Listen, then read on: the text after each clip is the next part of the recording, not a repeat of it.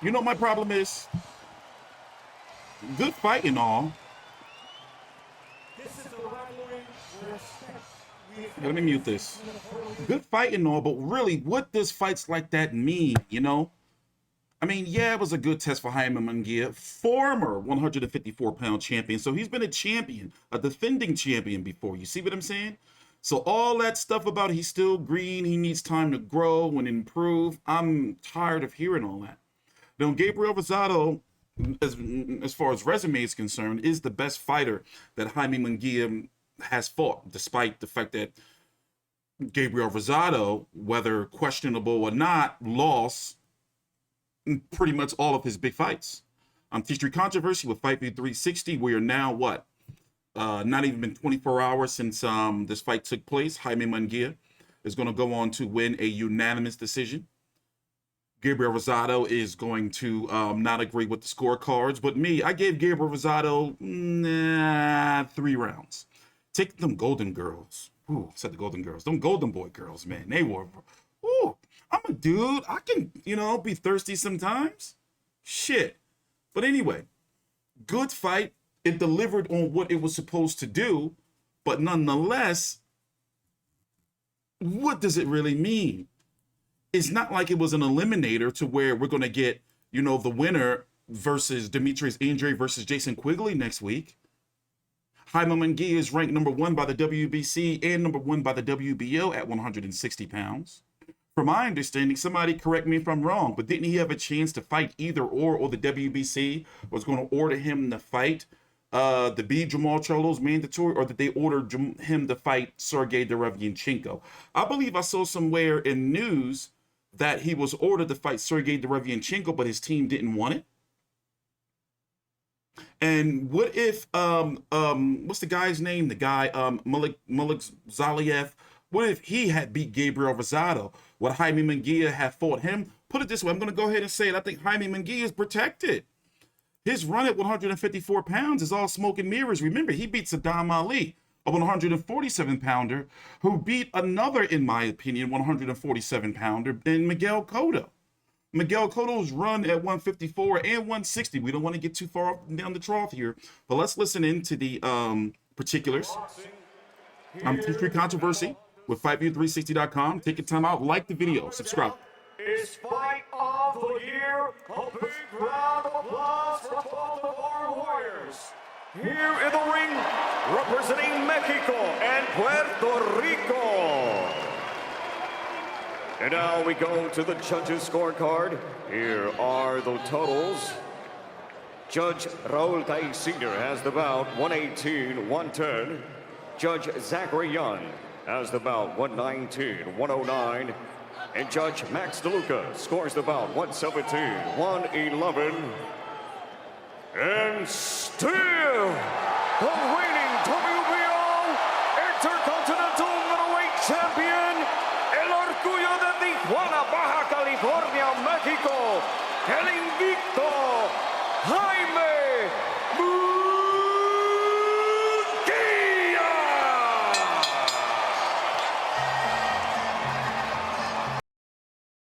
We're going to listen to the post-fight interviews. I'm going to let it play through here, even though I can fast forward. There's Oscar De La Hoya in there in the ring with him.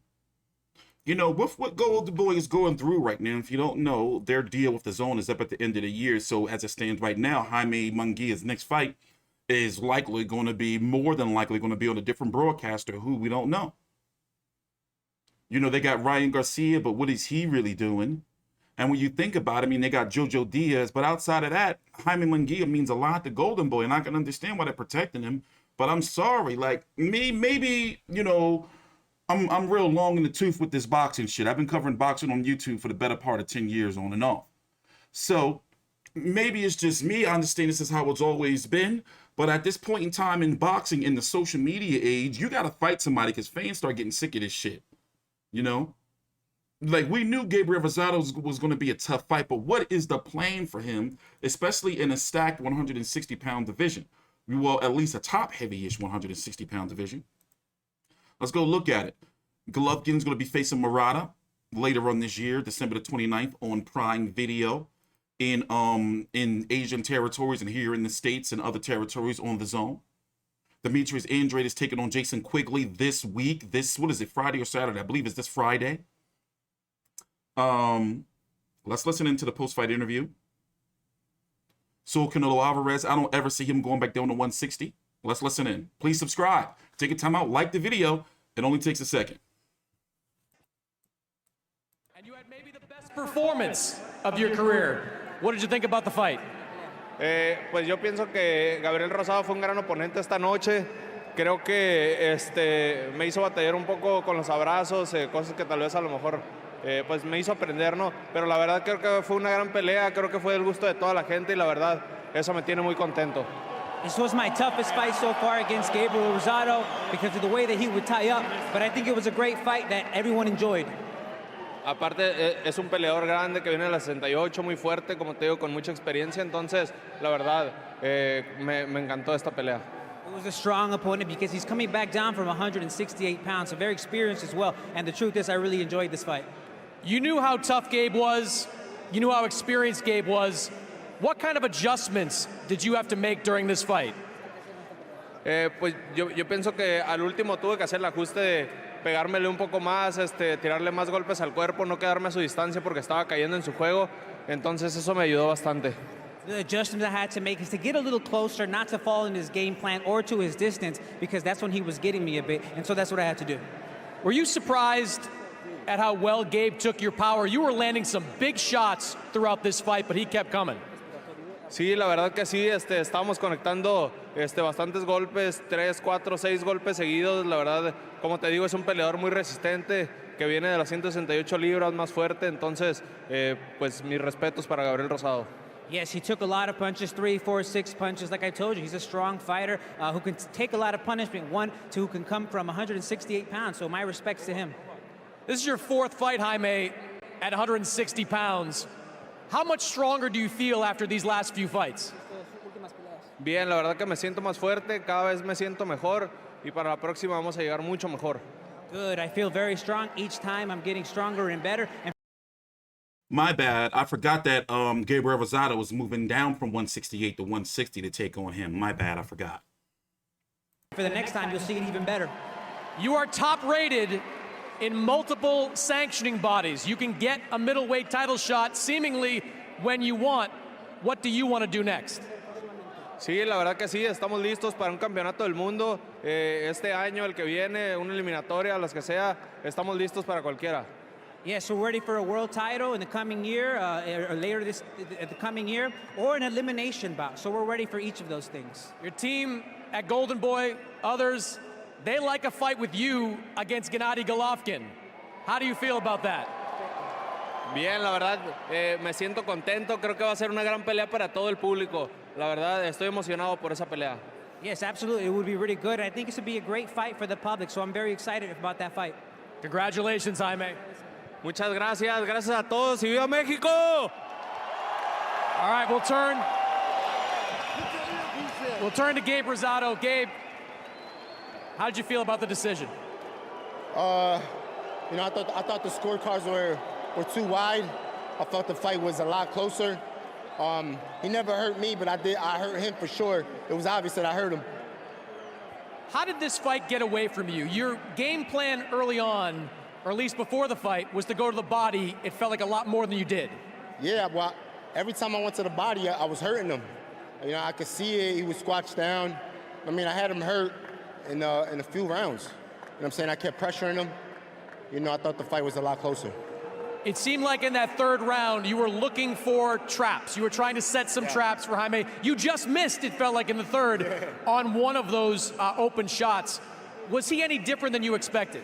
No. You know what I mean? I think I set him up with some good hooks up top, good right hands, good jabs. My jab was consistent. I went to the body pretty good, tied him up when I had to. I thought the fight was a lot closer, but it is what it is. But you know, the whole point is we gave the fans a great fight. I hope the fans enjoyed it. I love you all. I mean, if we get a rematch, great. If not, we'll see what happens. You say we'll see what happens. You have bounced back from losses, from tough losses before. Do you intend to try to do it again? We'll see, man. I mean, it's been a long journey. You know, I'm proud of my performance. You know, I'm excited that all these fans came out to show support. A lot of love and respect for Munguia. Mexico, Puerto Rico, lo quiero mucho. Gracias. You have faced some of the best fighters in boxing over the course of your career. How would you evaluate what Jaime Munguia is? You know, he's a good fighter, but, you know, I thought I did enough. You know what I'm saying? I boxed good. I pressure when I had to. My jab was good. I hurt him when I had to hurt him. And, you know, I'll just have to relook at the fight and see what the judges saw, but those scorecards were wide. I never had a chance. Appreciate it, Gabe. Thank you. Guys?